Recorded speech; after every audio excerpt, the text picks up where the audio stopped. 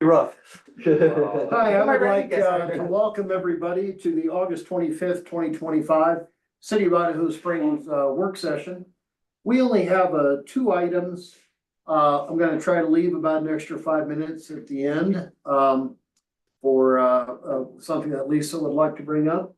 And I would like to kick it off by having a very sincere thank you to Jeremy, who is not only an excellent mayor pro tem, but he is our assistant fire chief, and he has just done an outstanding job with this. I think it's about 134 page wildfire protection plan. And I'll bet probably council is like me. This is about the most time I've ever spent with a packet. Because there was a lot of studying on all of these pages. And I finally know what the length of a chain is. Anyways, I'm not sure who would kick this particular part off. Perhaps Jeremy? I guess it's me. So let's just real quick so everybody knows the history. First CWPP countywide was written in 2008. When that became kind of a mandate for any kind of federal funding, especially. So we collectively got together and participated in the 2008 CWPP, and it was reasonably comprehensive based on the science at the time and the knowledge of what was out there at the time. That document got translated into and I got a thumb drive to go around all the stuff I'm talking about on here, so I don't want to keep light reading at home. Got translated in what was a community wildfire prevention implementation plan, CWPIP, in 2014. Well, let me phrase it. The draft version I have is 2014. I can't find an actual approved version. No idea why. So what happened is everybody took the recommendations from 2008 CWPP and they put it into a document that says this is how we can put it to work. Unfortunately, every CWPIP in the county went on the same bookshelf, I'm sure. Georgetown, Idaho Springs, everybody had to see it. With the exception, well, even Floyd Hill hasn't gone back to 1993. Still essentially the same bookshelf. Jeremy, will you just touch on why that was? A lot of it was a document that was done, and this is just my opinion on it. They wanted to get the steps to get the document done, but there was really no funding source to allow work to be implemented. Right. I just wanted, if we have people watching the thing, why it was shown. It's realized like we want to paint our car blue, but I've got no money. But I really want a blue car. It's kind of what it became. So you put on a shelf, go, I'd like to have a blue car someday. Well, someday becomes 5 years, 6 years, 10 years, right? And we go, better having the blue car idea. So what we're doing here, we're pulling it back out. So the Creek Creek watershed and commissioned a matrix study in 2020 and 2021 to look at, well, one of the things to look at in the watershed, goes basically wide all the way to the Front Range, and it's over 430 square miles over. They took a really good look at the watershed and water health in the watershed. One of the things they looked at was wildfire. And the way they did that is they took all of these documents off the shelf and went, well, let's look at them. And they prioritized all of the projects within those documents, and that came out in November of 21. So that brings us to this fun process. I completed the final part of this. The early part of this year, we finished the bulk of it last summer. That started down the south in 23, looking at, okay, took the wildfire risk out of the matrix study, and we started doing implementation throughout the county on their prioritization, and then we started looking at projects. So a lot of that was looking at all these projects that everybody laid out, and they were good projects, but they were mostly they weren't feasible. The joke you need telelogging, that's a reality for a county, because you can't get there from here. You can't get machinery there. If you're looking at the average cost to mitigate about $4,000 an acre currently, pending if you can get machines there, and then if you can't, then it goes they have to build roads because it goes up and we don't want to build roads. So we consolidated all those, and I spent about a year with fire authority staff and the Forest Service and some other people. Let's look at these projects and let's go walk. Let's physically go out there and walk the project boundaries and say, are they viable or are they not? What we found is most of them are, well, good intent. Would be amazing to get them done if they're just not viable.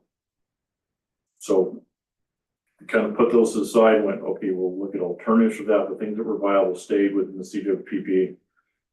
And that gives us to the CWPP. During that same period of time, we were originally basing off of our risk assessment off the 2017 data set from the State Forest Service. In 2017, they didn't have LiDAR data, which is kind of a game changer. And some of the risk algorithms were historic. So in 2017, a company called TechnoSilva updated all the algorithms starting in 2020, 2021, and they also incorporated LiDAR flights through the entire state. What LiDAR does is it kind of peels back the tree canopies. We can see structures, fences. You've got in the data set, we got to look at some raw data in 22 and 23. You can see sheds and fences and old foundations and dry stack wall, all the stuff that we know is there from being on the ground looking at it, is now in the data set. In addition to that, LiDAR allows you to say, what are the ground fuels? We had some assumptions part of that. We assumed that 80% of the ground fuel on this slope is grass understory. Is it? I don't know. We're making an assumption unless we walk every square inch of it. LiDAR data took that task away from us and says, yeah, 85% of it's grass, got 10% with is shrub, and then 5% is miscellaneous, and you got a tree canopy that's dense. So now we're basing this Colorado State Forest Service bases their risk analysis off of really solid data. And on top of that, our understanding of what causes fires and how fires work and how they drastically changed even in the last 10 years. So we combine all this into this document, and Evergreen Fire did the same thing at the same time. So their document is very different than this one does. Which brings us to the 174 pages of light reading. In the back of that document, all the references in the back, I think they're still hyperlinked depending on how it works. I know what I'm talking about. You can get the reference, all the studies those things link to and read those. So it's only like 4,000 or 5,000 pages of light reading. Fun. So we got the CWPP, the county approved it about a month ago. Because the big push was to get it approved countywide and incorporate part first. This is the second big push, and then we'll do municipalities later. And it's twofold. Two, this is what we base off all of our planning off of. And if you look through this document, you won't see any projects in it. There are no, hey, we're going to do this project here and this project there. The reason there aren't any projects, this is how we keep it from becoming a shelf. A shelf book is we want to do projects to what's called an implementation, a wildfire implementation, mitigation implementation plan. It's 6 pages. Seems like not a lot, but it's a 6-page document that you say, okay, we want to mitigate this hillside. We map it, we determine what the fuels are, we look at this, we know what the risks are, and then we go, okay, this is what we'd like to do with that. And we put that into a standard format. This is all across the US, a standard format, 7-page document that has to be referenced. You can't go, I think we're going to do it because it's cool. You have to reference it back to the studies and the base that you're basing your prescription off of. And you do that for every project, including building shape files, which is your map files. So you do a map file, and when you're done with the mitigation, you go back and remap it to determine that, yeah, these are our borders, this is what we did. This is the end state, and this is and also how are we going to maintain it? Because part of the implementation plan isn't just we're going to do the work, it's you have to lay out how you intend to maintain the work post completion, which is something we've been terrible at. I think we'll get this done in 10 years. What are we going to do? We're going to complain that it could go over and we should do it again because we didn't think about we have to maintain the progress. So that all comes together into this. So what I got you for tonight, and we'll get through this faster this way, is we'll start with the Idaho Springs. It's first and then we have the Soda Creek one. And I'm sorry, Jeremy, do you have an extra one of those? I got you. Oh, thank you. I'm withholding right now. Okay. Of extra, oh. Oh, for, See, I just Me emailed too. it up to you. It's on the website, Mr. You can download it by now. we'll just talk, we'll still paper. I know, that's why I give you a hard time. So when you look at the first map, the top map here, this is, ground fires. This is the ability, the likelihood that a fire is gonna get up in the tree canopy and run. Red being an active crown fire. An active crown fire by definition means once it gets up in the crowns, as long as conditions stay the same, it'll continue to go tree to tree in the crowns until it hits either a change in fuel or change in moisture. So the areas in red, and if you walk these areas in, you would, yeah, that makes sense. A lot of it's south of here.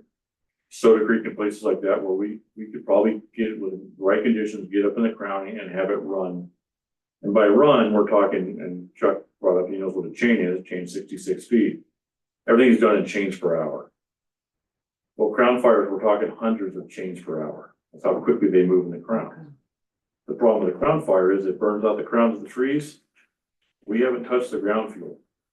Eventually, we're gonna burn the ground fuel out. So we're gonna burn, crown fire passes at a point in time of an object in about 45 seconds. Which is great. That's a whole bunch of fire. Sounds like a freight train that passes you. But the ground fuel that you're standing in hasn't burned yet. But it's all been preheated. It's all been cured. All the moisture's out of it. So we've already done it. Now it's just waiting for it to come back through. That's the risk. So if you look at the red area south of us, that's where we run into that heavily. The polygon line is on there.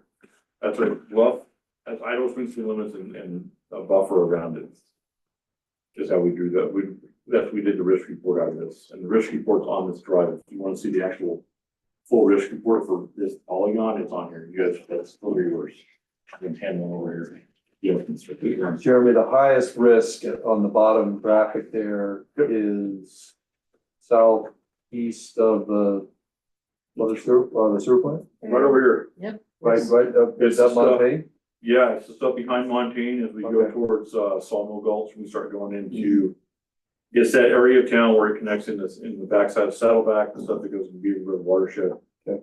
And the reason it's the highest risk is because we really haven't done anything with it. So we do the full history on wildfire, and mining was a good thing for us to a certain degree because up until like 1938, we didn't have a lot of trees in the county because we did a really good job of making lumber every day. Mhm. And then we stopped. Because the industry fell off, mining slowed down the community. And we went in this slowdown that went all the way through until the early 80s. When even the small mines shut down in the early 80s. So we've been allowing the forest to grow back this whole time. We haven't had any major fires. We had two fires in the, I'm gonna call it the Evans Wilderness, because still tell me what it is. There's two fires. There's Reservoir Fire 78 and there's the Bear Tracks Fire. They were both in Evans Wilderness, but other than that, we don't have any burns for about 130 years in the county. We have historic burns that we can find. Leading up to mining, early age stage of mining, we have periods that we don't have it. So we've allowed the forest to completely grow unchecked. Jerry, in the center of that lower map, what's the high risk that's in town? Is that Virginia Canyon? The center of that map is actually where that's houses. So Is that it little just because red they're so blip, close the red together? and orange blip right there, those are our homes. Yeah, And they raise the risk because now we've got, and if you look at our homes, we're a, historic mining town, so we did a really good job of building homes next to each other. Right, we've got homes that we can almost touch the home next to us. Because we had no rules that said setbacks didn't exist in 1890, so we have homes that are some of 10 feet apart on Carl Boulevard, large homes. So that inherently raises the risk. And then Jeremy, I thought it was fascinating in the report, we didn't necessarily grow back with the same trees. No, We're heavy with lodgepole. we are. So lodgepole, I love lodgepole. Lodgepole likes to come back and to grow into areas that were previously clear cut. So if you look as you go west of here, you get predominantly more and more lodgepole. we had more mining activity as we head west of where we're sitting. And above 8,500 feet, you don't have ponderosa pine. So we have a lot of Douglas fir on that end and mixed spruce. But we cut all that because that was really good mining timber and lodgepole took over. So if we look at the original beetle infestation on the west end of the county that went here, then Grand County and all of Summit County, that occurred in the 80s and early 90s and early 2000, and then early 2000 was the final die off of the tree because they turned gray. All of that was all set up by us. Our activity, human activity allowed lodgepole to take over. Lake County is almost all lodgepole. Again, we had a lot of mining timbers, haul a lot of minerals away, and we allowed lodgepole to come back in. We're better on this end because we have a lot of ponderosa. I said, should they had. Because then we had drought. Recently we had drought. We had 2 years of really good drought. That was almost like putting up a vacancy sign on a ponderosa saying, hey, if you'd like to move in for the beetles, please move in. We're open for business, discount rates, come on down. And on top of that, we had moth move in, which is, if you look at the stuff by the football field, that's moth infestation in the Douglas fir. Same event though, we stressed the trees with drought and they put up a little flag and went, hey, we have discount rates, come on in. Yeah. And we're still finding moth as we cut up there. So we had a mix of environmental factors over the years. We've had a lot of very good fire suppression in the community. And fire within the wilderness is good, contrary to what we all, I think, instinctively fire is bad. We're all Frankenstein in our own little ways. When fire is bad, we run away, we want to put it out. But in reality, fire helps the forest. We need fire in the forest. So we've recruited fire. We did a very good job of it. Kirking's one of the few counties that haven't had a large fire in the state. Gilpin's right behind us. Nice and small, but we kept fires contained.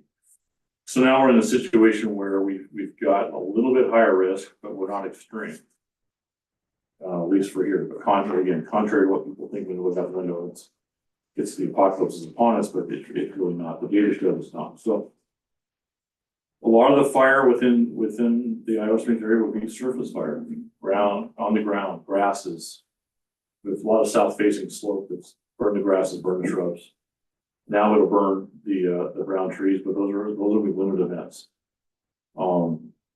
That falls into, on a crown fire perspective, that's like tree torching. That's groups of trees burn up and then it goes back to a ground fire. But there's a risk that goes with that we can get into. So if you look at this, Idaho Springs risk rating is low to moderate, which is very contrary to what the 2008 CWP was written at. We said everything was extreme. The world's gonna burn tomorrow. It's all gonna be apocalyptic. We're sure of it because it's in the document. Have we had a major fire since 2008? Apparently the apocalypse was all in the document. So this is based off the reality. Do we have the ability to have a high intensity fire that does really bad things? Oh yeah, if the conditions line up, we're set up for it. But our day-to-day activity, normal, as we sit today, even under fire restrictions, we're barely in fire restrictions. We're there by that much. We technically could pull out of fire restrictions, but it takes us longer to pull the signs than it's worth to be doing the apartment index. We're barely in fire restrictions, so most days we're low to moderate, where we sit. And we see the fire behavior matches up. We had a lightning strike, that's why I missed last council meeting. I apologize, I was actually hiking to a lightning strike that went 20 by 30 and it sat for the night before, all the way through the day, it didn't grow. So if we look at this, the Idaho Springs Plan Unit, the thing we did in this plan, we divide up the county into plan units. We've never done that. It's always been, here's the box. Well, now we have plan units. So the Idaho Springs Plan Unit, which is essentially that polygon, which incorporates all of town, Virginia Canyon, a small section of the bottom base of Soda Creek, gets these neighborhoods around us, it catches those, but then it stops because Soda Creek, Blue Valley, and Chigarvig is a whole different plan unit by design because so it's a basic description of the plan unit. We do have large pockets of juniper on north facing slope, which is an issue on this side. And then it lays out recommendations. And the first thing in recommendations is perform home hardening. What home hardening is closing, making sure your attic vents have screens on them, making sure we have clean gutters, making sure we don't have shake shingle roofs, making sure we don't have buildup of material under our decks. Preferably having a deck that's a Trex or a composite material versus wood. All of these things, that should be our focus, in my opinion only. That should be where we focus our efforts. Is how do we make our home as resilient to fire as we can? And it goes farther in like tempered glass windows and stuff, which is expensive, but this is a lot of stuff we can do fairly economically within the community. It's making sure your wooden fence isn't directly attached to your house. But how many wooden fences in town are attached to houses? Almost only 99.9% of them. You know, and the 1%, the one that's not is broken currently, and they have reshoot the house. They'll get to it. They just haven't got the maintenance done yet. We're almost there. So if we look at that, that I think is the primary focus for here is to make our town as resilient as we can, which includes our downtown district. Make sure that if we have ember caps, which tends to go out up to a mile ahead of a fire front, the embers aren't sitting on something that's easily readily ignite. Is that currently the case in our downtown district? Not even close. Don't get on top of the building. It's scary. Really scary. But this is something we can affect change from the individual property owner to the neighborhood level that pays dividends. Is there something that is already created for the flat roofs that are in downtown? And I mean, I think you have a flat roof on a couple of your buildings that could just kind of immediately flood them, sort of like a fire alarm, but for the outside. There are some sprinkler technologies out there that do that, being developed in California and deployed readily. That are pretty impressive what they do. A lot of it is getting on top of the historic buildings and making sure that what used to hold a sign in 1953 is no longer on the roof. It is on the roof, totally, in case you carry it's totally on the roof. All that stuff, making sure that with the gaps between the few gaps we have between buildings, luckily our buildings are pretty much continuous. So that nothing they were can built slide either between. touching or sharing a wall, but common wall buildings. Making sure those gaps don't have debris in them. Mhm. It's a lot of little things like that in our downtown historic district that make a huge difference. And it's really a big deal for anybody that has a home that was built like 1870 to like 1906, is make sure we put screens on vents. And we make sure the roof is a reasonable construction, preferably Class A. And kind of weird influx in town in the last like 2 years where everybody's replacing their roofs. It's really awesome. They're all Class A roofs. Like I can see all these new roofs going up. Like, this is the best thing ever. Because that's one thing that we could do in our homes that really makes a difference. We don't have that many shake shingle roofs. But we have a fire station that's got shake shingle all the way to the outside of it. Because 1974 was a great year and that was in style and we did it. And again, we don't have any more money to take that off than any homeowner does. That's the reality of it. So we have to live with some risk. I think as long as we're green, we can all make effort. Private property lines is a big deal. The lot size limit, it's hard for anybody to mitigate beyond 150 feet on the biggest lots in town. And the one individual who works for me, they own, it's 4 lots, the house on 4 lots, 2 aren't built. But the only place they can mow those extra lots and hey, you mitigate it.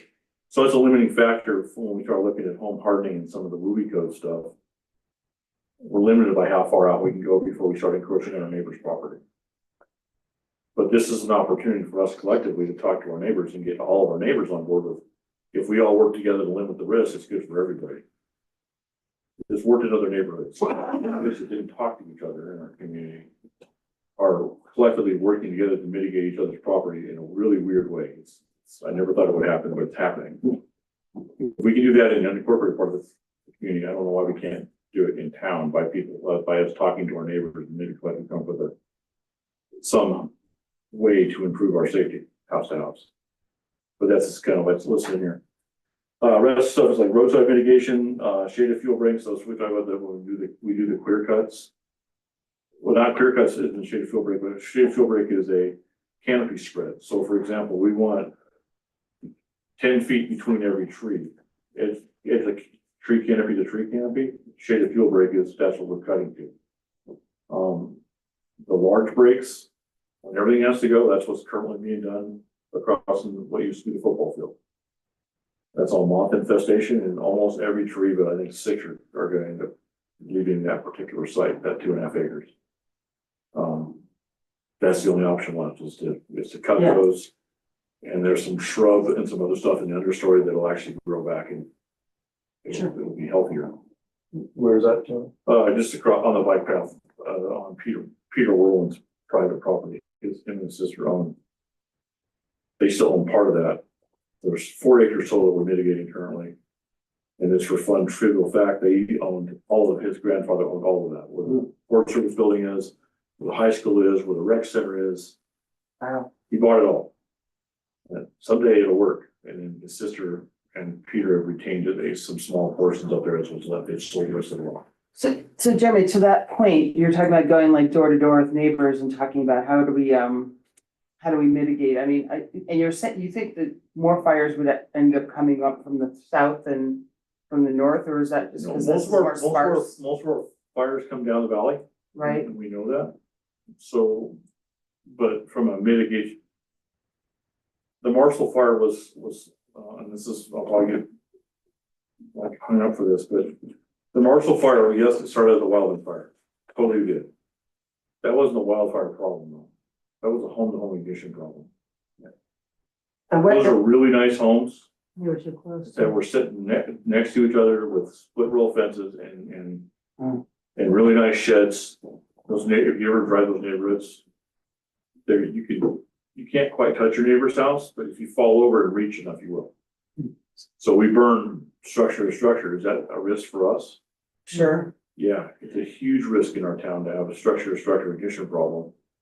Or pieces of this roof, for example, in the wind event blowing down to the end of the block and then catching the non-hardened home at the end of the block on fire. So- For home hardening goes way beyond this wildfire. so being one of the edges of town, if you will, at least 3 of us right here, does it make sense to collectively hire a company because it is steep? And then say, can you get the deadfall down and out? Yeah. And would that be something that we could help, and, like, so our wall, other walls and High Street and all that stuff, and going up to the Edford mine, All of that. the citizens could get together and say, Economic concern. let's go in together and do this, because it's not just, even if I don't have any deadfall behind my house, it doesn't make sense for me to not support the people on the side of me to get it done. Right. And hopefully there's a way that we can do that, it's like help people find a company that's willing to work with us as a city. Well, so far I haven't had any luck with our street, so, It's hard. Yes, there's options for grants, there's options to collectively get together as a neighborhood group and say, we would like to mitigate and hire a single contractor to do this. That's what this this is the base of the conversation. This is where we start, and we start figuring out collectively from the neighborhood level to the town level. Honestly, what the hell we're gonna do Yeah. and how we're gonna fund it. And that's where we have to get really creative, right? And this is also, I'm not for election, you are hot. But, I'm gonna say this because at some point, we're gonna have to find funding for this. It comes from us also, right? Yep. There's not a funding stream that says from the state or the feds or somebody else that's gonna actually come in and say, we will fund all your projects. You won't have to take a single dime out of your wallet. Don't worry, we got this. It trust doesn't me, I exist. haven't said that out loud to anybody, so. If it did exist, I would have already chased it down and taken its wallet from it. So at some point, we're gonna have to look at creative funding structures whether it's, a fee on our water bill that goes towards mitigating the reservoir, for example. I think All this of is, that stuff, which is why we're trying to have the meeting set up on the 18th. The Dylan's goes, what they're working on setting up that meeting is to start that discussion of, we all want to make it better, we all want to make it safer, we're all willing to work together. it's kind of like the wildlife, payment that you have on your car registration. It's the same idea, and that's a conversation that's currently going on at the watershed level of how do we tap the 450,000 downstream water users that receive water from where we live. Hell, yeah, Right, that's another whole separate conversation that's currently going on the agenda in this month to talk about some further. Well, we're ultimately, just what you're trying to say is that we are protecting their water and We that are. is, yeah. But at the end of the day, we're also protecting our water. Well, because- 100%. And that's where we have this mix of how do we protect our water? So that if we burn town, for example, and we have no viable water source, there's no reason to rebuild town. Mhm. We just say, well, apparently the history's done, the highway wins, and we're out of here. And that would suck. That'd be terrible. But that's why we want to start having the conversation, and we want to base it off of, like, the last line on that page is remove trees adjacent home to Montane Park, Soda Creek, and Pine Slope neighborhoods, right? But again, though, we also have families that would love to cut all the trees out of the yard, but they can't afford to do it, at $3,000 a tree. Mhm. So again, that's what we're talking with Dylan about starting a conversation of how do we collectively fund that? And I'll throw it out here, but is part of that parking fees goes towards mitigating the risk to the community. I mean, we can get creative 1,000 different ways, but we need to start the conversation with the community and say, well, how would you like us to pursue it? What would you support? Would you be willing to contribute? How would you be willing to contribute? And are you prepared if you don't contribute and And you yeah, don't have if you insurance? say you don't want to contribute, that's fine. Are you prepared to lose your insurance, which is a reality? Mhm. It's not even it might happen. It's the reality that we're living in. Mhm. Because the senior center is uninsured, they're on state insurance as of a month ago. Because they got dropped. They're 10 feet from a hydrant in downtown. That could happen to Bojo's or anybody else too. That's the reality of it, right? That'd be a huge blow to those businesses if they couldn't get insurance. Yeah. So we need to start having this conversation at probably Well, first of a all, very frank level with everybody and be as honest as we can. isn't it helpful that you have put together this document? Yeah. That it does make us look like This is the we're baseline. proactive? And that's what you're saying is that we need to be proactive as a town so that the insidiousness of being dropped doesn't spread through town as well, like a wildfire. Exactly, and that's hard to, how do you attract new business? We currently have open business in town that we would love to fill with a new commercial business. But how do we do that? But hey, we'd like you to do a business in town and you got a 80% chance of not getting insurance. Sorry, We also, that's hard to do too. So I think that's, all this goes into economic development, maintaining our economy, keeping our homes safe, all of it. Yeah. It takes all of us to do it. That's my point. This document is just the foundation we're standing on that we're gonna build off of. There is a guy, and I have such a bad memory lately, but he was on Facebook and he was in another part of Colorado.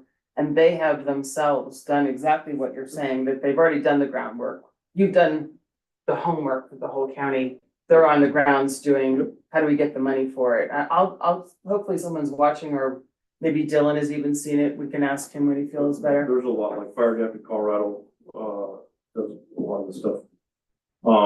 We are in the Northern Colorado Fireshed, goes I-70, so we're currently sitting in it. They're not, that's where the line was drawn, so there we go.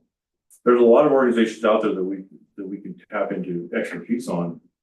But it all starts with, can we collectively agree that we're going to pursue funding?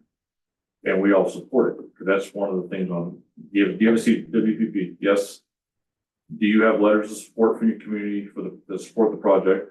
That needs to be the second you have to attain.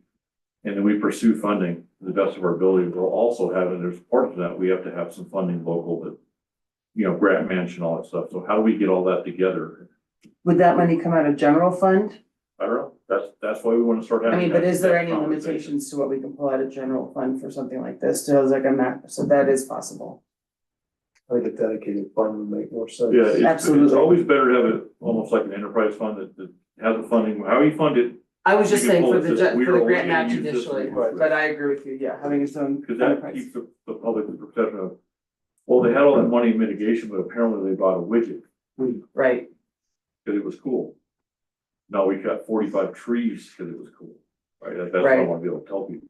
well, and also just, can we also focus on how do we get out of here if there is a fire? I Yeah. worry about that one a lot. And This that's traffic and a all it lot, takes is right? one thing. Hmm. Like look what happened today. It was backed up for over an hour today. Was that a fire? It wasn't a fire, I think it was an accident, because, westbound was totally, moving. Well, then that's Eastbound where I was would have stuck. gone, westbound. What A is lot of fire that started is on what, westbound? well, and Nate, we're working on it. From his position as chief of police, he's already working on evacuation and some mapping, 8 months ago, sir. So that's stuff that's good in place, so we need to continue that. We need to look at, all of that goes together to how we reduce risk. So based on your photos on survivable roadways and possibly non-survivable, I mean, Virginia Canyon seems like a very likely one to like trim back to the best of our abilities, which is gonna be impossible because most of it's private property all the way to the top. Yeah, we have a lot of private, and Colorado's a unique state with, well, not quite as unique as Wyoming, but close. I can't cut your tree. If it's on your private land, I cut your tree, I have literally taken your property. Tree law. Right? Really cool, but we can talk to people. We've been very successful talking to people. And that's where we need to have the open conversation of talking to the landowners. All right, what are you willing to support? What are you willing to allow us to do? That's what that project across the football field is all landowner, private landowner permission. It took us a while to get through the process. But the morning after we got the permission, we started cutting trees. So it can be done. It takes way longer than we all think it will. And way longer than I wanted to take. Are you going to them directly, or are you like, so, okay, this is now widely known that Idaho Springs, I can't speak to what everybody else is doing, but the fire authority is coming through and this is what we need to make ourselves safe, and this is why, and this is what property owners need to do. So if it's widely known, rather than you having to go to one-on-one, wouldn't that make it faster? If people could be like, Well, sign me up, I'm ready We've to been putting go. out the information as widely as we can, and we're talking to HOAs, for example, and talking to private, and talking to original property owners. You get it out there, but when I say permission, is if we're gonna do a project that isn't being done by the property owner, like we're gonna physically do this, or we wanna come in and cut the trees, then I go directly to the property owner and say, this is a scope, these are the trees you wanna cut, this is the mapping of it, let's walk the map. And we've been very successful in that. Excellent. To get people, and that's what we should do. We don't have, by definition, we don't have social vulnerability index people in Idaho Springs. Yes, they exist, but we don't meet the threshold here. We do meet the threshold on that end of the county. The west end of the county from about Dumont on has huge pockets that 100% meet that criteria. Mobility limited income, condition of housing, all that goes into the SEI index. And that allows us to leverage some grants for that end of the county. What we do have in Idaho Springs, though, is we have an aging population that's at risk. And I don't know if that many of our aging population would go, hey, would you like to go buy a chainsaw? You'd be fine. So part of this conversation that we had a site meeting about this about a week ago is how do we have a funding mechanism that allows us to support their efforts to contractors so we can reduce their risk because they're not physically able to do that. So that's where this funding thing comes in. We lost the funding at the county level, the $50,000 that went towards that. And the mini grants, of course, went away this year. So we have no funding sources within the community currently, as we said, that would fund that. So I'm not saying the burden's all on us as a town, but I think we can kind of be ahead of the game by showing that we're willing to put effort into the conversation and the solution.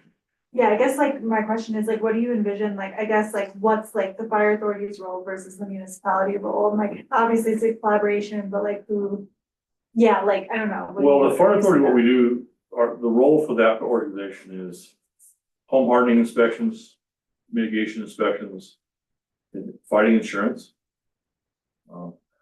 About 7 for 7 winning insurance companies. This is fun, but that takes a ludicrous amount of time, but we've been doing a lot of that. But it doesn't do any good to walk in and say, if you cut these 7 trees and you trim this back, and they have no way to do it. They're not physically able to do it. They don't have the skill set to do it. We, as an authority, don't have the manpower to become a landscaping company. That's a pitfall that other agencies have fallen into, and I don't want to do that because it's really counterproductive. So we'll give advice, we'll mark trees. We do cut trees for properties. We have cut trees on elderly properties. limited, because there's some liability goes with that. We try to limit that. We don't want to get into that business either because we'll be busy forever. So that's where we're willing to look for solutions. And then I think where it comes down to the city role is we have an opportunity, if we have a way to fund it through other things, is to have a fund that helps people reduce that risk and promotes that effort.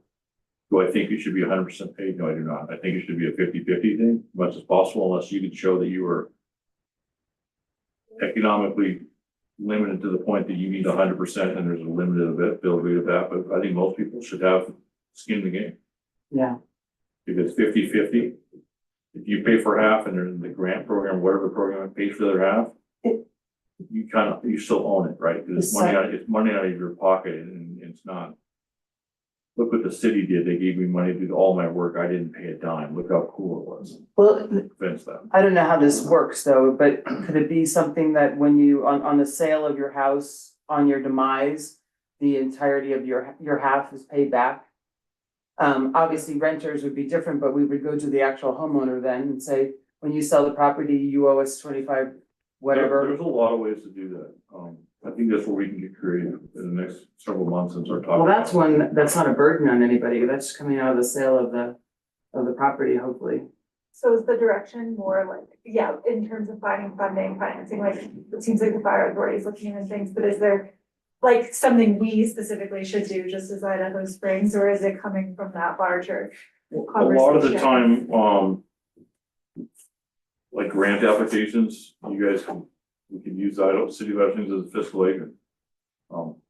Currently I use the fire authority as a fiscal agent for every grant I've written in the last 5 years. There's grants out there to do evacuation route signage, which we don't need. We've already got that bought. We can do that. And all sides of stuff, we've got stuff stockpiled that we continue to try to get out. A lot of this conversation is how do we really articulate the risks to the community and have a really open conversation with, it's not the apocalypse is happening tomorrow. It is low to moderate, 85% of the year. We do have a potential on the other 15% having a very catastrophic fire, but we can reduce the impact from that in the following home hardening, moving code adoption, all of that stuff that we're working on. Having those conversations, and the second part of that conversation is collectively, how as a community do we come up with a little bit of self-funding within our community that allows us to pursue grant opportunities that require a match. Because that's the hardest thing for grants is as we all know. It's not getting the grant, it's making sure you have the match. Right, and that's what we can collectively, I think we can work on. When you said we were successful in getting those mitigation done, are you contracting that? No, that's the fire authority has a small MIC group that's doing all that stuff internally. Oh. Because if I contract, I can get more work done with a small mitigation crew for about $120,000 a year investment than I could. That's one project with a contractor. And then when you mitigate, what do you do with the lumber, the down lumber? Good point. All the lumber, all the small stuff, so 6 inches and smaller gets chipped or burned, kind of in a mix. I don't know how many hundreds of cubic yards we burned in the last 2 years instead of chipping. All the firewood goes to the community firewood program. So about 110 cords last year total went out of the program. It kind of, again, 4 years into the program, we thought, well, we'll do like 10 households a year. It's going to be amazing. Yeah, that was a total miss by my part. So we worked through Tracy Troya. So at-risk seniors, we have a list of at-risk seniors that get wood every year. We've got mobility limited individuals in community get wood every year. And this is split and stacked. So even the Hagers in town, for example, will drop off wood for John and Karen, especially when Karen was going to the election. Like, you want wood? We're on the way, because John goes with his son and gets wood. He was in a position where he was busy taking care of Karen. We made sure wood was available to him. That's the whole point of that program.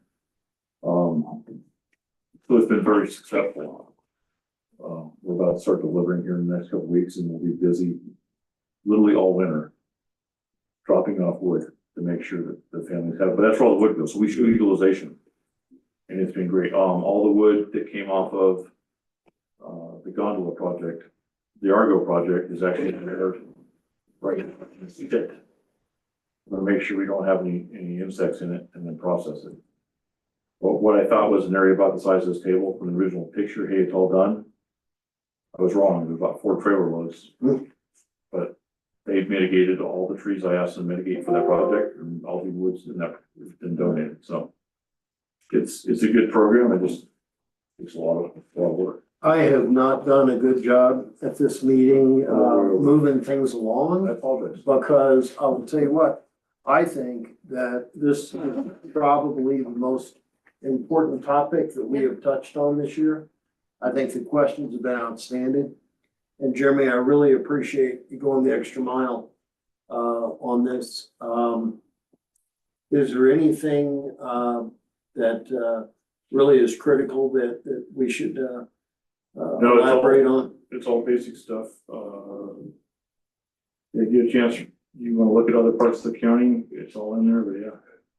All right. Well, Whatever you have questions. I think there's a ton of I'll make questions. you a that couple probably books and get them out. We could have this Yeah. go on for another hour. I'm serious, and it would be a very productive hour. I think we should actually, I mean, cause I'm like, this was gonna be a topic that I was gonna bring up if I didn't see it in the packet. But, I mean, I think we really need to start talking about how we're gonna get this paid for. How Yes. people are gonna have insurance, you know, that is, I mean, it's top of my mind all the time. I'm one of the 54% that have a go bag ready to go and a plan and a Good place. for you, You know, yes. so, Yeah, yeah, but there's still And I- 46%. that's what I'm saying is that, but that we've gotta get everybody on board. with what That's they the have. goal of the meeting on the 18th, is to go in depth on this whole thing. Yeah, well, And I- Lisa brought up a good point about the evacuation and on top of that is getting resources in to fight a fire on top of it. So you got Mhm. evacuating people, you got people coming in to fight a fire. I mean, I'm sure you have had thought process, but I'd be more interested to hear some I of would that. too. I think. Well, and everybody this is would, yeah. actually on our 12-month plan, when we looked at what our goals were for the next Yeah, 12 it months. is. Yeah. Fire mitigation was in that 12 course. months. And I think if we bring that more into the community, as this is something that needs to be on your mind, it's not just you're losing your insurance. How do we take care of what happens for what if? Well, and I'm really looking forward to, And Versus accountability, somebody else doing it for them, Yes. And right? so Like, how do proactive. you- yes. so I'm really looking forward to the meeting on the 18th. And What time is that again? Well, we said a time yet, we were talking. You still on 5 o'clock? Or 5:30? 5:30 is, yeah, 5:30. If you could do 5:30, I think you might get more folks, That's what we were, Summer. Jill and I were going back and forth on that, we didn't settle on that, but by 5:30. even if you did 6 to 8. Yeah. It would give at least one person if it's a 2-parent household. And we wanna make sure people have the opportunity to get it, we don't wanna make it too early, we don't wanna make it too late, we wanna find that happy medium, so. Keep working on that, and when he's not. all right, well, stay tuned on that. And I would like to move on to our second item, and that is alternative work schedule. Guy, I think you're gonna kick this one off, correct? Sure. Okay. So as I put in the overview, there's municipalities and governments in the area that have started looking at alternative schedules. Obviously, we know about the school district and the county.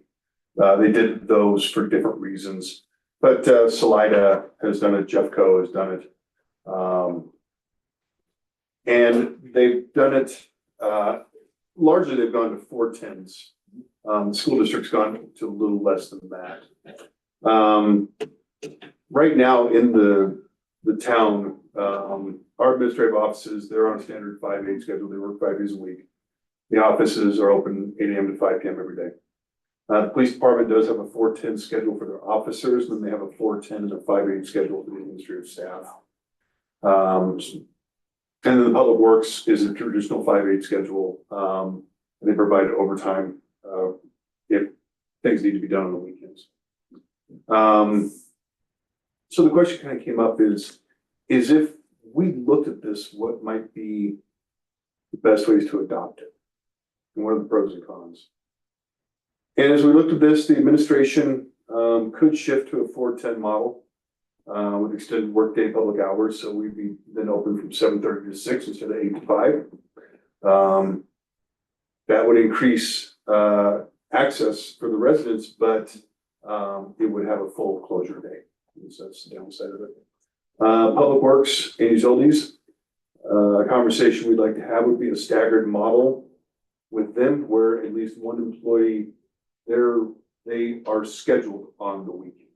They work the Saturday and Sunday shift. So if they did a 4-10, for example, they come in Friday, Saturday, Sunday, Monday, but they can work 5-8. But to get away from overtime and get to straight pay. Then obviously the police department would stay where they're at with the 4-10 because it seems to work really well. We distilled this down from a larger report into kind of some real 60 bullet points. But when you get to the pros and cons of moving to this type of schedule, and this is kind of uniformly for all the reading that I did. The pros are it improves morale, retention and recruitment. It is something that a lot of private companies and government are moving to. You have extended workday service hours, so you take one day away. So for instance, if the administration staff went 4-10, you may lose let's say a Friday, for example, but all the other days you would have extended hours before and after, so the citizens could get in and see the staff face to face instead of us being open the exact same hours that people are generally working. And then for the employees, there's reduced commuting, 4 days a week instead of 5 days a week. And there's some modest facility cost savings. You have the lights left on less and stuff like that. That's modest. The cons, reduced public access on closure days, like we talked about. Potential late shift fatigue on 10-hour days. This is something that's brought up by Public Works, like, you're out there doing physical work and at that 9th and 10th hour, that gets tough. So that's something we recognize. And then coordination challenges with partner agencies on standard schedules. But we would kind of see that less because we obviously would work with the county and the school district and they're on the schedule. The 4-10 schedule has potential applicability across Idaho Springs workforce. Police already have it. The administrative staff, I know, has asked me a couple times if we're doing it, and they seem that's something they would like. And Public Works has some reservations about it. But I think there are legitimate reservations. I think there's room for a good discussion there.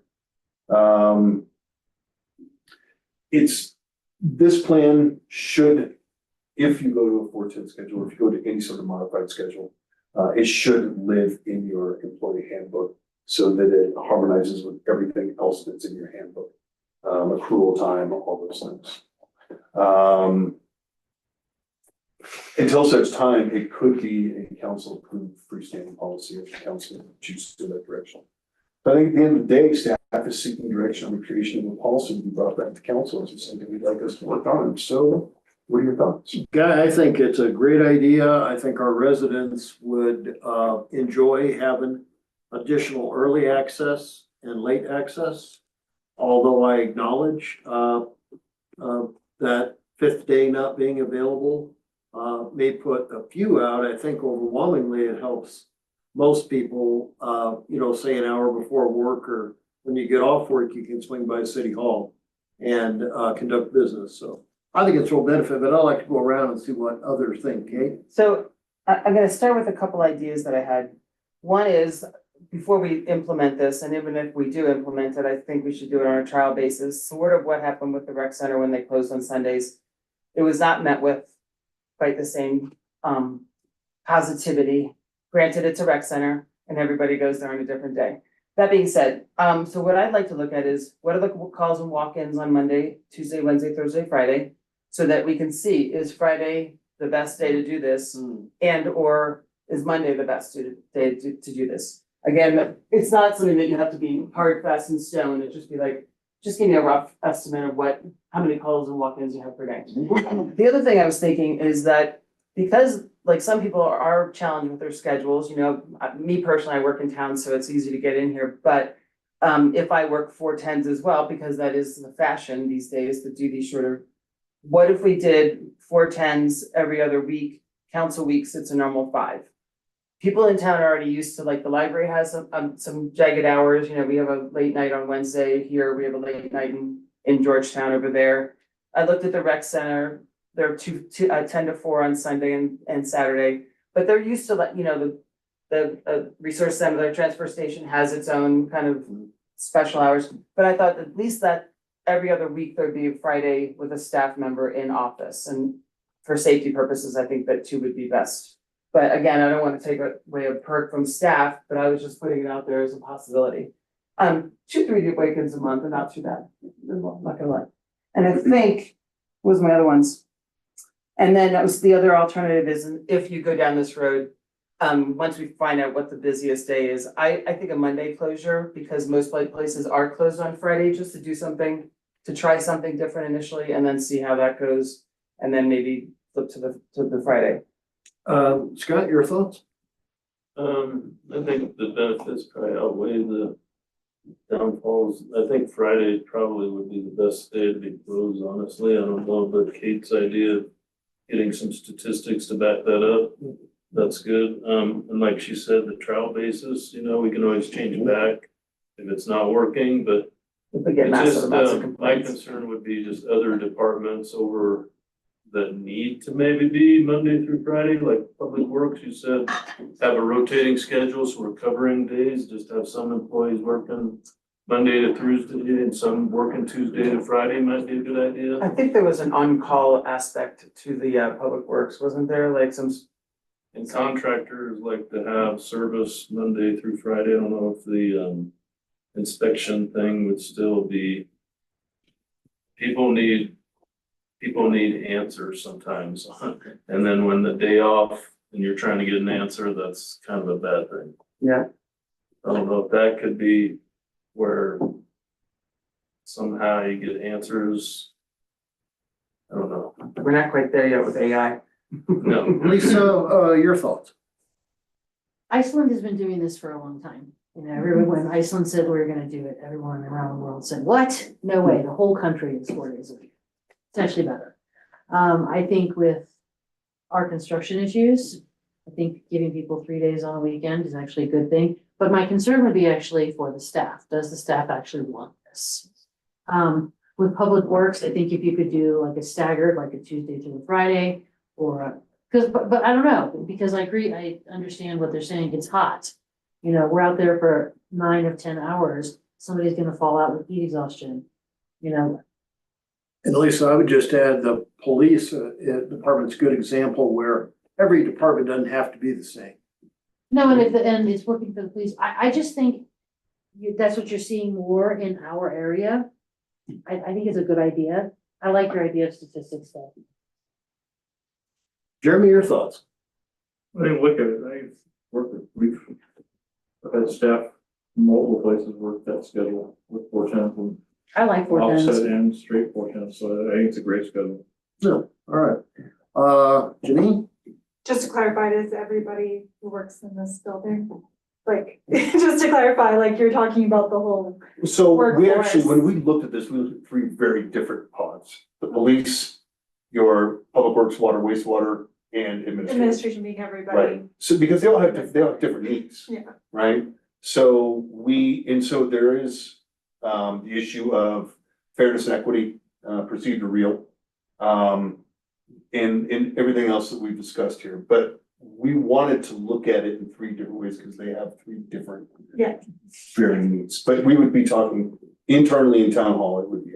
Okay, that's what I just wanted to say. And then, yeah, definitely favor talking to people in the roles and trying to get input and see like workflow. Like, I don't know, maybe there's something that's due every Friday that I don't know about, I'm not in that position. So just kind of thinking, being thoughtful about like, yeah, staff input and workflow and what may or may not work for, yeah, each of the roles.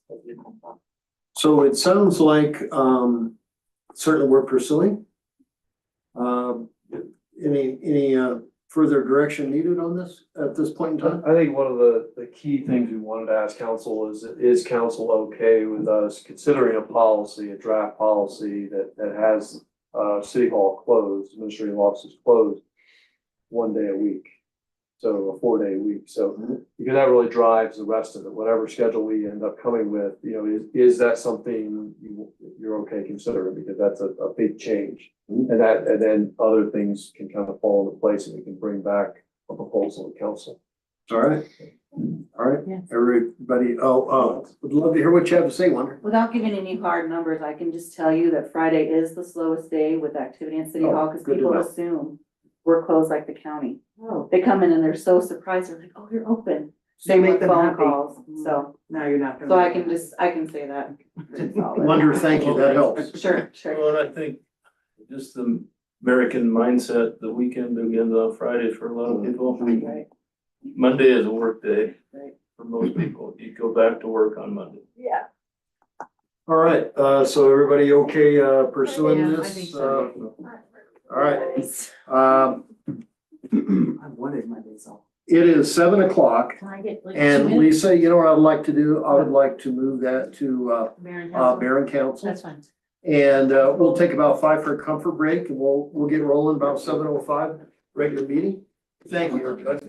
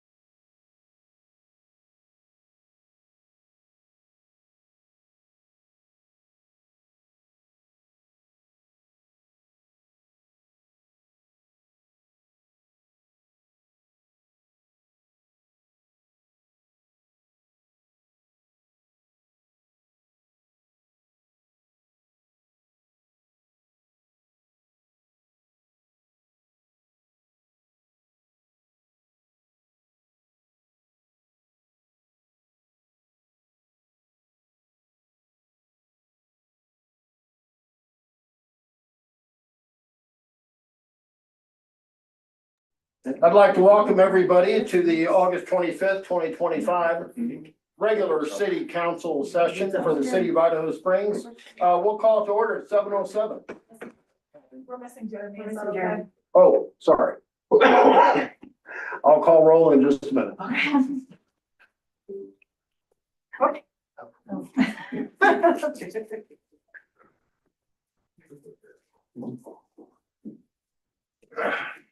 I'd like to start off with a roll call, please. Scott Pennell, Yes. Jim Clark, Kate Collier, here, Lisa Manifold, here, Janine Mariani, here, Mayor Pro Tem Jeremy Jones, Here. Mayor Chuck Harmon. Here, all please rise for pledge of allegiance.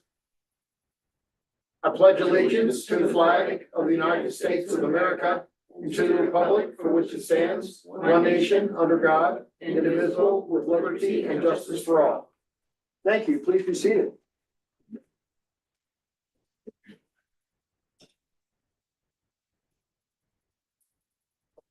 We have an agenda before us tonight. Do I have a motion? I'll move to approve the agenda for August 25th, 2025. Thank you, Janine. Do I have a second? I'll second. Second from Jeremy. And any discussion of the agenda? Hearing none, I would just like to add that there's an additional informational item at everyone's seating position for the budget from Lorraine. So that's not part of an approval process of the agenda, but it is an informational item. And I would like for all those in favor, please raise your right hand and signify by saying aye. Aye. Any opposed? Does anyone tonight feel they have a conflict of interest? I'm not gonna vote on the CWPP approval. Okay, I'll answer No. questions, but I'll recuse myself from the financial report, or not financial, but bills, sorry, approval of bills. you bet. Okay, Scott. And because we do have some car wash things in there. All right.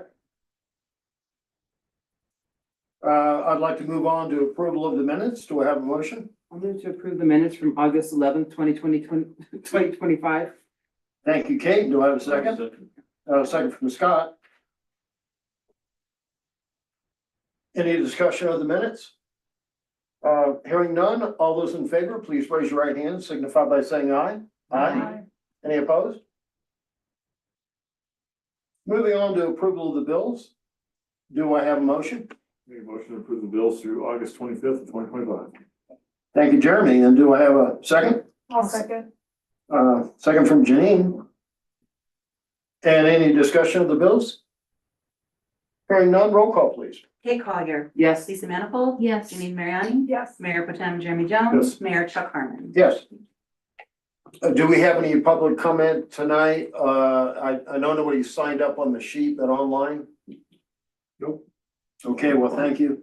That will conclude, public comment.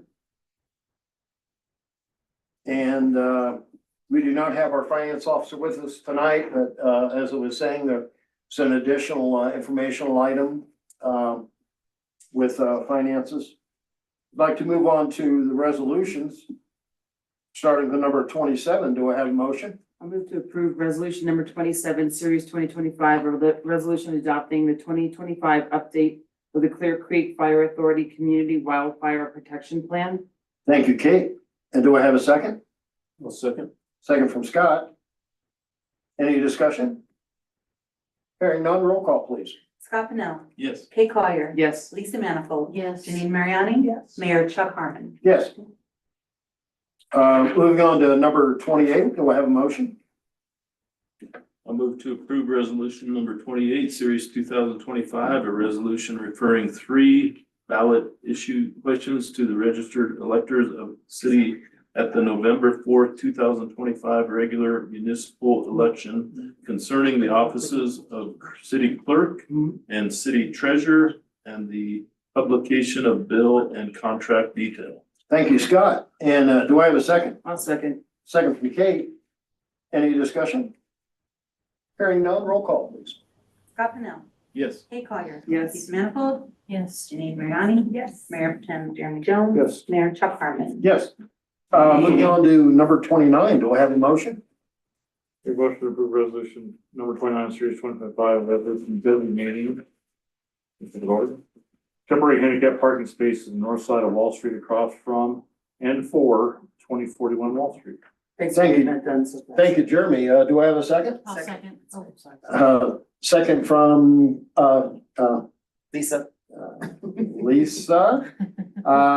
Kate, I saw you were a close second on that one. I was just saying thanks to Ed for getting it done so fast. All right, yeah, no, exactly. I heard it was done the next day. It was pretty amazing. Any discussion, any further discussion, I should say? All right, roll call, please. Scott Pennell, Yes. Kate Collier. Yes. Lisa Manifold, Yes. Janine Mariani, Yes. Mayor Potem Jeremy Jones. Yes. Mayor Chuck Harmon. Yes. We will move on to second reading. We just have one tonight with number 16. Do I have a motion?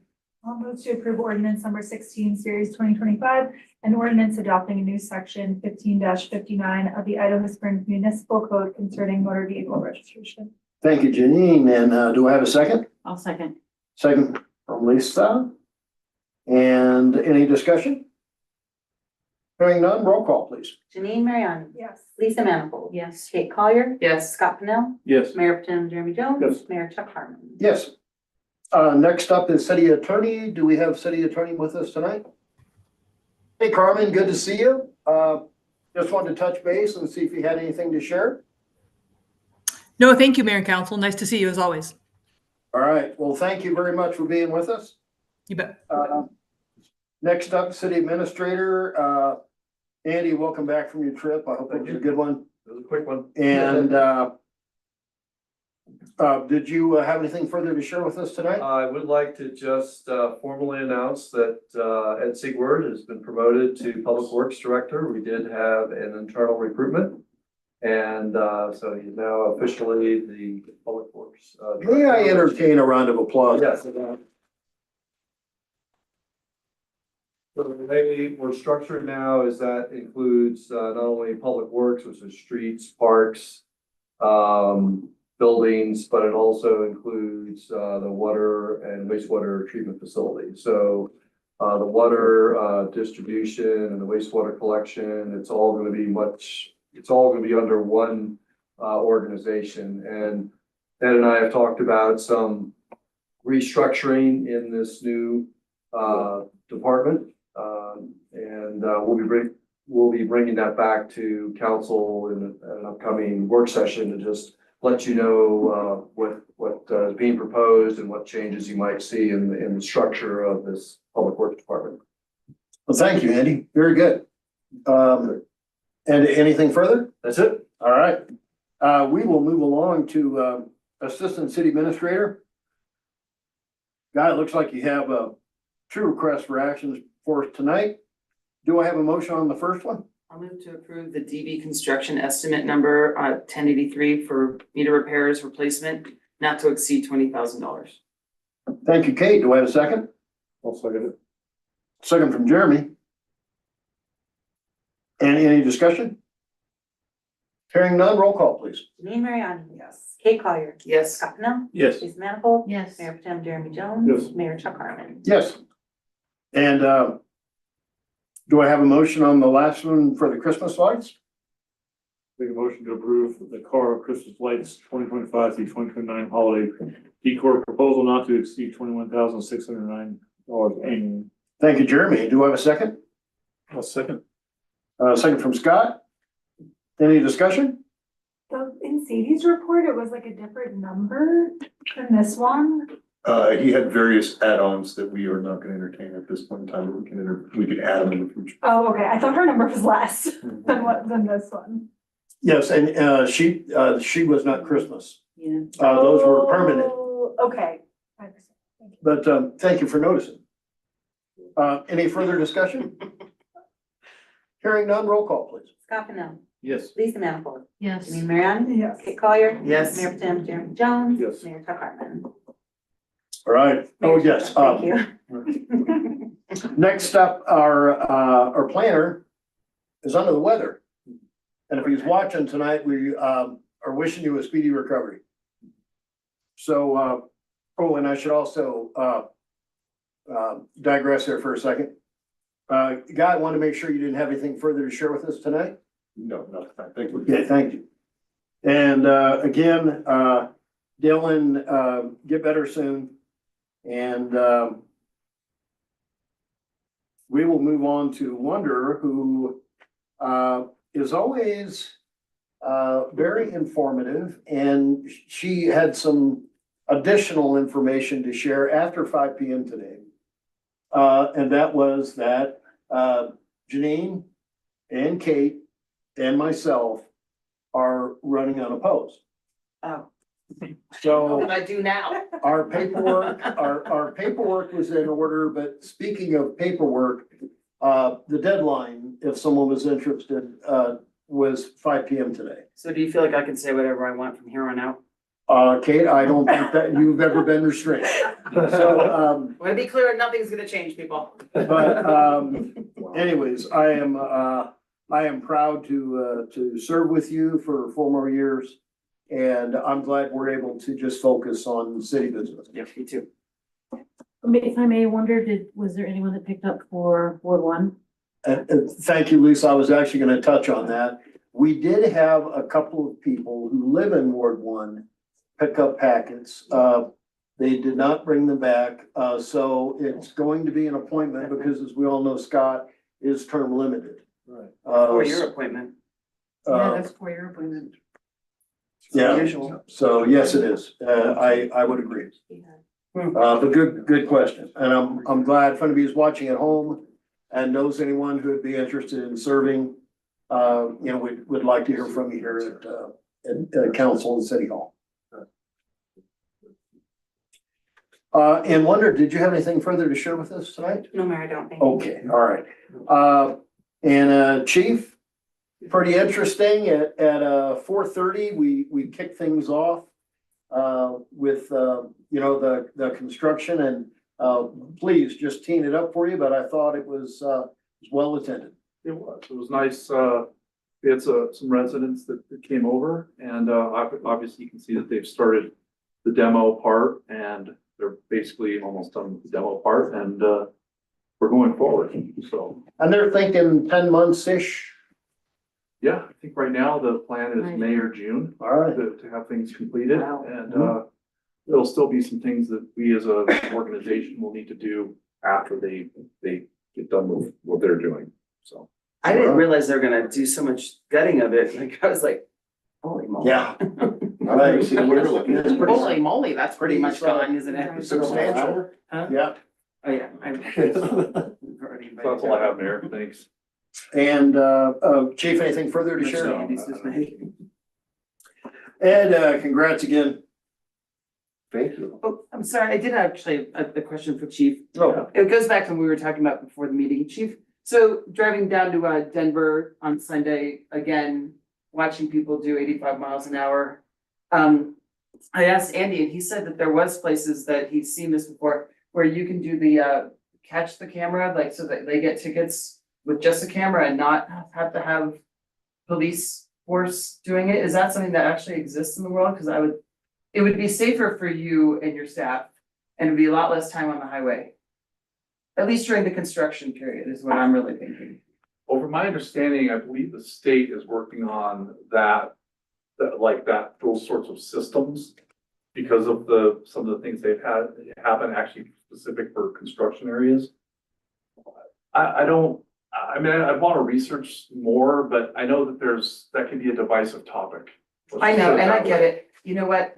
If this was just a matter of going 60 miles an hour over 45, I would be like, okay, that's a topic that we can have a conversation on. But when it's 4 hours to 6 hours because you were driving too fast on the highway and you haven't just inconvenienced yourself I know. and our police force, you literally inconvenienced the state of Colorado. And the city. And the city. So, I mean, I gotta tell you that this is, when I first came on council, I was very advocating for stopping people for speeding through town, and it was not well, not well accepted. But at the time, it was absolutely had to be done because Colorado Boulevard was just a thoroughfare for I-70. Anyway, I'm just requesting this, that if we could look into it, at least that would be nice. And then I did see some chatter on Facebook, about what to do after hours, for non-emergency calls. I saw that. I mean, I would say just call in the morning if it's not an emergency, otherwise call that night. So I don't know how they're dividing what's an emergency and I need to call now versus which I can reach out in the morning. So I think there's still some confusion locally that people need to call Jeffcom and they will get an officer sent to them. So the quickest and easiest thing to do really is probably just to call 911 because you're talking to the same person when you call 911. I think people feel somehow guilty that I know this isn't really an emergency, but you can still do that. And the other thing is Jeffcom does have a fairly convenient way to do online reporting, and it goes directly to the dispatcher and gets sent to an officer. So if you, for instance, there was an egging, a car got egged or something, yeah. you could easily, you literally just go onto your phone and you can say, this is my address, this is what happened, and it'll put it right into the system and send it off. So you just go to Jeffcom and they have like an online recording? Yeah, Okay, I'll look into it. So I We've can had be times familiar. where we've actually had people leave messages on our answering machine in our office when it says to hang up and call 911, and they leave a message about like an ongoing disturbance at 9 o'clock at night. Okay. So we're still trying to educate people about. I'll try to help and I'll do the Jeffcom thing so I have a better understanding of what you're talking about. Right, okay. All right, well, thank you, chief. Yeah. Ed, under, Public Works, you don't have any requests for action and just want to see if there's anything to share, regarding Public Works.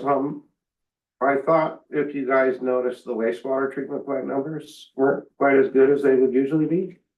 So this particular time is a problem that we've been facing where for a couple of days a week, we do a manual process and have to move water around from digestion back to the reactors in order to process the solids. Mhm. And every once in a while, that process goes wrong because we're having to do it manually and overnight. This thing goes on. I do have some parts that I purchased early this year to install with a little bit of programming that'll keep that from happening. But we caught one with the sampling that we did. That's why the numbers are elevated. All right, And much higher than they would usually be. all right, Other than that, we got quite a few projects finishing up. yeah, good deal. Idaho Streets, Yeah. nearly finished. Oh, yeah, Wall Street. Then finish a fence, Wall Street, Virginia Street, Mhm. very close. Yeah, Wall Street, very close. Hopefully Tuesday, Wall Street, if it doesn't rain. all right. Very good. Yep, and I saw that missing, section by Charlie Versanovich's, curb, was put in, concrete. Just going around the corner there, so, Virginia? yeah. It's done now? Yeah. It is. All right, they didn't say that they were gonna do that. Oh, yeah, yeah, it is, but I noticed it was done in concrete, not, for just that small, like 18-foot section. So not sure why, but, I don't know if the, asphalt curbing machine is broke again or what, but I did notice that it's done, it's done in concrete. Oh, by the castle. Yeah. Yeah, they couldn't get the asphalt curb machine back. Oh, okay, It had already been scheduled out, and what happened was they ran out of asphalt. And then they had to stop using the machine, and then they returned it, and then they couldn't get it back for the day that they wanted to get it back on. So they just went ahead and finished that section in concrete. gotcha, well, it's an upgrade, of course, it looks good, so, anyways, thank you for, we're getting close on all these projects. So Yes. very good. And anything further to share? Nothing else, Mayor. Thank you. All right, well, thank you, Ed. Appreciate it. And, next up under mayor and council, I'm gonna turn it over to Lisa here in a second, but I do want everybody and anybody at home that this may affect to know, there's been some, fictitious emails supposedly coming from me and it's through Civics Plus. Ed received one of these, and it said something to the effect of that I had a problem I wanted to talk to him about, that it needed to be handled confidentially. Discreetly. Oh, discreetly. Thank you, Lisa. And Lisa knows this because she received the same email. Yeah. So I'm just letting you know if something seems amiss, and it probably is not me. But you can always give me a ring or talk to folks at City Hall about that. This happened to Mike Hillman too, didn't it, Andy? I think, you I know, think it did. like, can you get me some gift cards or something like that? Some weird, yeah, and it was, I think it was Yeah. actually around an election time too, if I remember correctly, like, so somebody's out there. Yeah. I've gotten two from Mayor asking to exchange his direct deposit from the website. Oh, It's definitely not your email address. oh, wow. I'll be darned. I mean, nothing was changed. Were you saying something I've similar? had that happen with me to our officers. They get Oh, weird things allegedly from me. So- gotcha. Okay, well, good to know. All right, so just so we're all on an extra alert there. And next up, Lisa, thank you for your patience. I know that Oh, you no. did have one item that we were gonna discuss during work session, but just time did not allow, so please fire away. So I chatted today with Carla, who is working with 4 Points, and she was meeting with the artist who is going to be doing the murals on 4 Points. Those are also going to be painted.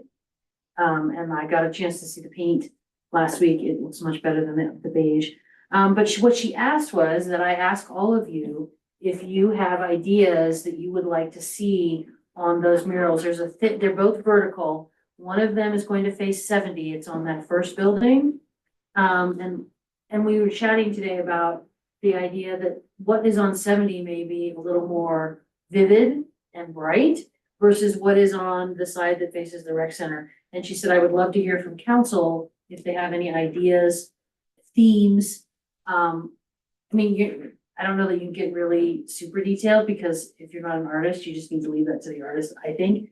But she was interested in what we might like to see. Council ideas?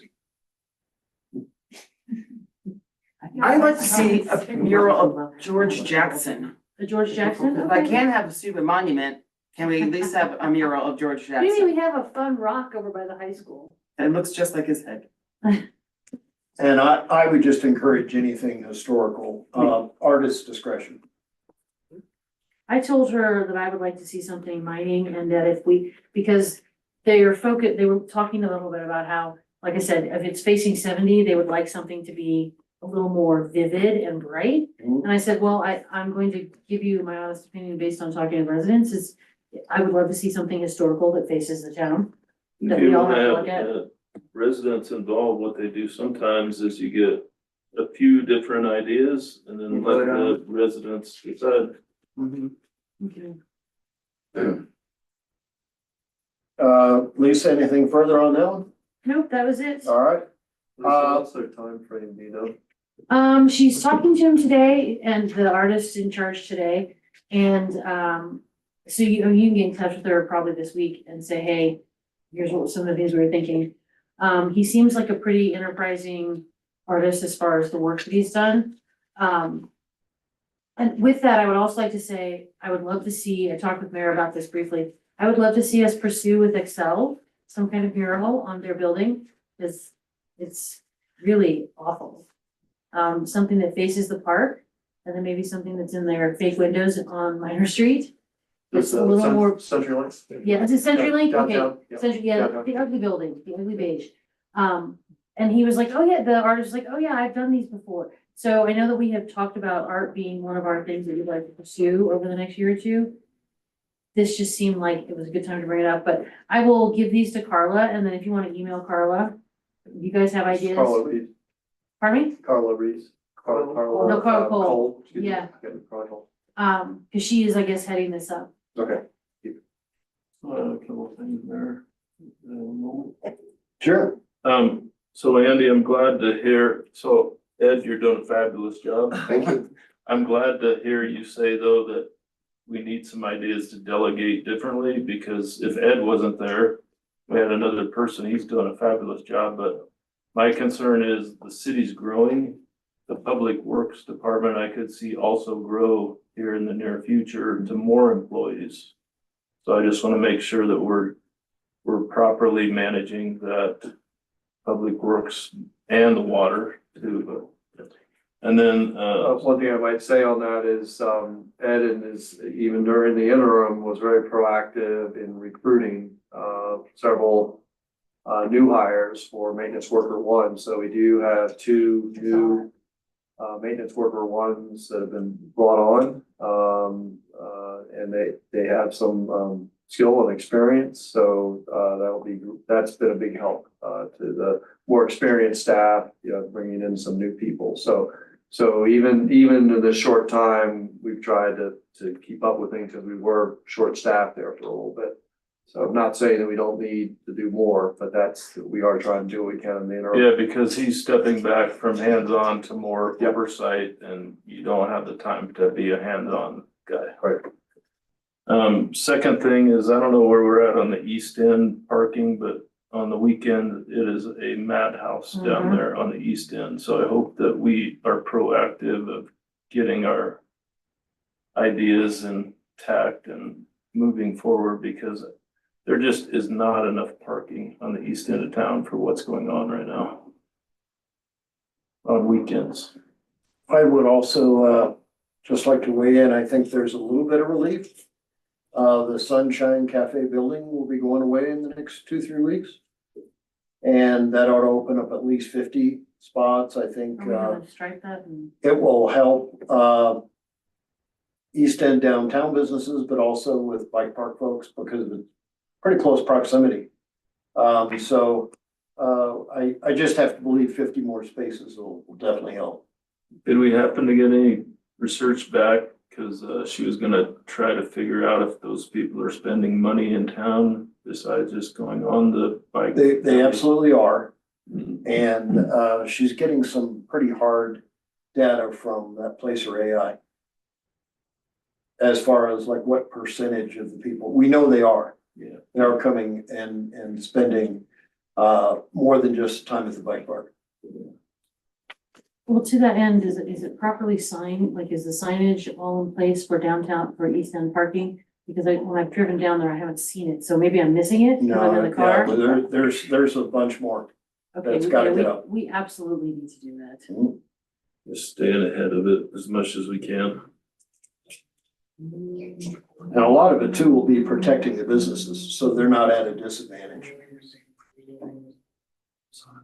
So with that, when do we need to vote on, where do we want the money to go? Because this might be one of those places where we've talked about money goes towards either maintaining the park, but also can go towards contributions towards our fire mitigation projects. Sure, and I don't think that we have to cross that bridge, right now. I think it's a given that, since bike park folks are largely the ones taking that parking. I mean, you could always get a spot on Colorado Boulevard prior to the bike park opening, and now it's difficult. So I think that, I don't know what that needs to be set at. I guess we'll find out. I know Gary and Gil from Comba are telling us probably $100,000 a year to maintain the bike park so it doesn't deteriorate. This would be fair because the people who are using it can pay to maintain it. And yet it's still an amenity for the residents to use as well. I also think, we probably should look at the impact that it has on our ambulance, our emergency folks, especially time on task. I know Jeremy has pointed out to us, sometimes these are 2 and 3 hour ordeals. So we probably ought to look at that funding, because I don't think there's a single person on the council that would have wanted the bike park to open and be any kind of a burden on the taxpayers, here in the county. So it should pay its own way.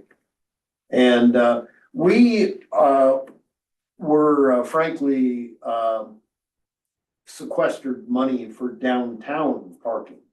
That downtown parking money can only be used to fix the parking problem downtown and downtown improvements. We have no, we are not under such restrictions on the east end. So I'm happy to say that, we can debate, and we do not have to decide right now where I mean, at the very least, it would go into the general fund for us to, spend as necessary, so, we don't have to decide right now. Well, I'm already hearing from, Kate and I will both heard this, that people are like, why don't we have an incline like Manitou? We could do it now. I was like, oh my Yeah, God, another, no.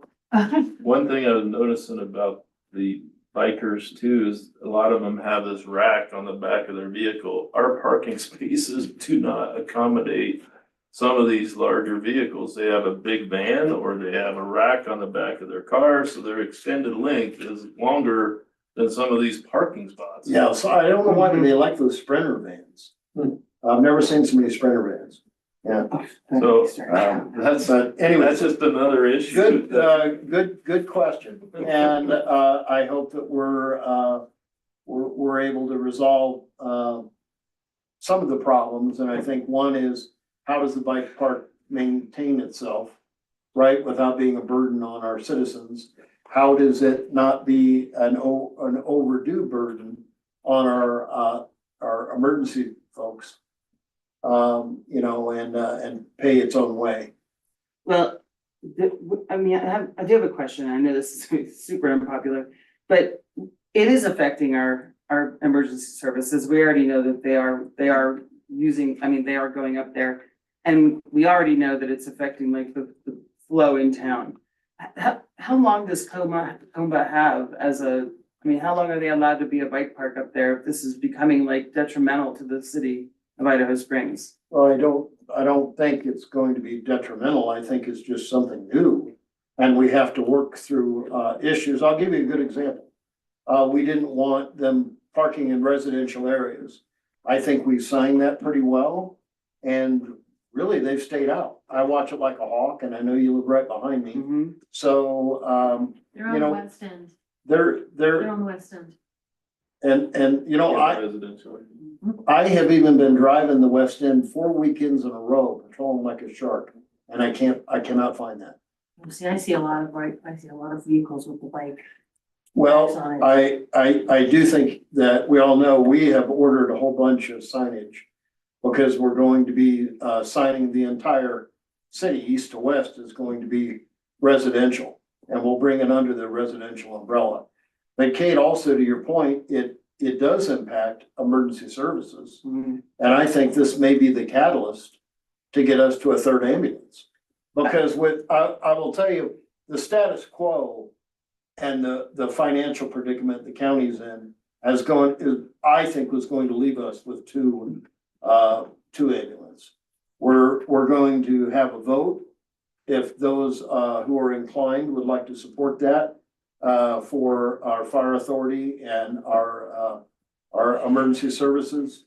I would hope that people would support that, but I think that some funding from this parking that is by bike park goers go to fund at the very least what it's costing us for emergency services. I agree with you, Chuck. I just think Comba's got a really good deal going on in the state of Colorado. I mean, they essentially are using our land with our services, our public land with service. It's not only here, by the way. They're They're well all over, right. I mean, so for me, it's like, how long? I mean, the third ambulance actually should be for residents in my mind. It's long overdue for residents in my mind. So again, I just think that Comba's got a fabulous deal going on. And I think the residents of Idaho Springs, some of which absolutely love the bike park, some of which are kind of like, hey, it's cool that it's here, and some that are gonna have no value to them whatsoever. Well, that's fair. And it's gonna affect Well, them. so, yeah, with that, what my question would be, how long do they plan on partnering with us where they do maintenance? Because right now, they are doing the maintenance. And you know that is largely a gift. That's a lot of volunteers. There is some paid, but I mean, the volunteerism up there is absolutely remarkable. Well, we built a park that is a really fantastic park that we don't charge for. Like, you pay parking. Right, and that land came with strings attached, It's that Canoli Park. any money that came from it had to go into it. And so I think one indirect way to do that is that the park is free. And if people want to hike or if they want to bike in from some place free, they are welcome to do that. If they take the Greenway Trail, I realize that probably is years off. But I think in all fairness, if they're paying for parking that we otherwise would have gone largely untapped on Colorado Boulevard, those spaces were very seldom taken. But they can support the maintenance of the bike park. Okay. Right now, I would say the overwhelming majority of that maintenance is done by volunteers, by free. So my help. question is, how long do we have a contract? Do we have an MOU with them? Is it like year to year? It would be crazy for us to throw them out, but yeah, we Oh, could. no, I don't wanna throw them we- out. I'm just we asking, do could. we have a, We sure we oh, I could. don't wanna throw them out. I'm asking, do we have a timeline? Have they said, we'll do this for 5 years and then, you know, okay. Andy, do you happen Well, to? we do have an agreement with them, a formal agreement for maintenance and construction management of the trails and things like that. I don't know if there's a time frame on that, but occasionally it's updated and, you know. I feel like we reviewed and updated it updated. last year. Yeah, I think it was updated last year. And you know how Carmen usually writes these contracts. So. We have it out. Yeah, there is almost always an out, so, but again, it has been a very good deal for anyone that wants to, residents and visitors alike, because they have an army of volunteers, just an amazing amount of, I'm talking thousands of hours of free grooming. What I'm hearing too is I think we just have, as council, we have to weigh the benefits and weigh, you know, I think it's great that we provide that benefit some people can go use, but then we have to have community concerns on the other hand, Mhm. and then determine what's a workable solution and there has to be a balance between the two. Right. So it's always a work in progress. Absolutely. I don't like the burden of government putting too much burden and saying this is how, you know, too much burden on those people that want to come and use the bike path. That's not, I think, but there has to be some balance, you know? Yeah, and right now, I think all of us can agree signage could be greatly Yes. improved. And I know that Zuni has been backed up with sign production. But there is a lot of signage coming.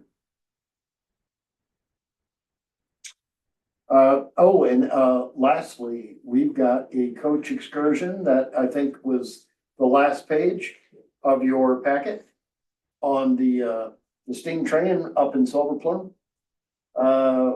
Andy, thank you for setting this up, and this is set up for September 15th. Correct, Monday the 15th, yep.